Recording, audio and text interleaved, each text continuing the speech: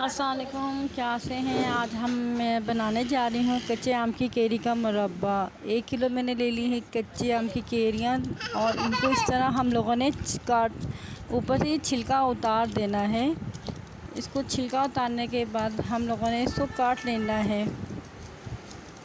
और ये देखिए इस तरह हमने काटने के बाद हम लोगों ने इसको धो दिया के इसको पानी निकलने तक इसको खुश्क कर लेना है, ताकि पहले नहीं धोया था इसको बाद में धो के हम लोगों ने इसको छान यानी कि पानी निकलने के लिए इसको रख दिया। छन्ने के लिए एक पतीली में मैंने पानी लेके उसको ये कच्चे केरियों को उबलने के लिए रख दिया। जब ये नरम हो जाएंगी तो मैं इनको निकाल लूँगी और फिर इस तरह इनको हम इतनी सी आंच पे, ना तेज़ आंच की ना नरम, ढक देना है। ढक के रख के ये देखें फिर मैंने इसको छान लिया था और ये देखें ये नरम सी हो गई थी। फिर पानी निकाल लेना है हम लोगों ने। अब एक पतीली ले लेनी है, उस पतीली में 1 चम्मच मैंने घी ले लेना है। ये देसी घी डाल रही हूँ इसके अंदर में।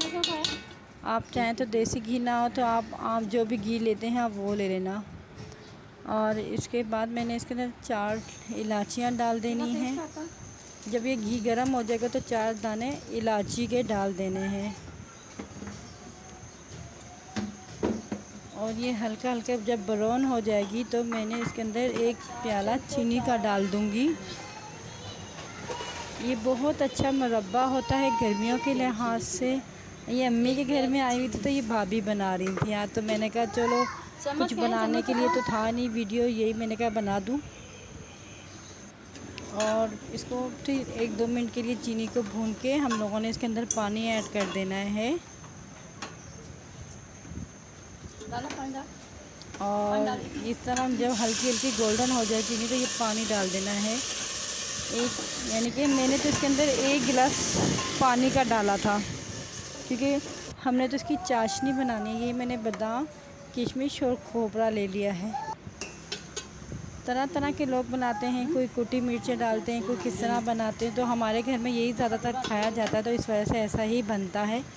ये ना हमने 1 तार बनाना है चाशनी का, ना 2 तार। बस चीनी पिघल जाएगी तो हम लोगों ने ये कच्चे आम की केरियाँ ऐड करके हमने इसको 4 से 5 मिनट तक इसको भून लेना है।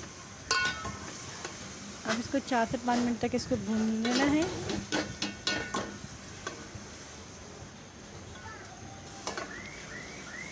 और जब ये भून जाएंगी तो इसको 1 से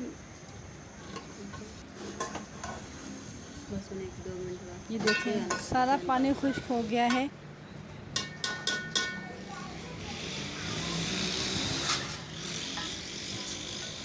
अब इसके ऊपर गार्निश के लिए वही बादाम, किशमिश और कद्दूकस किया हुआ खोपरा डाल देना है।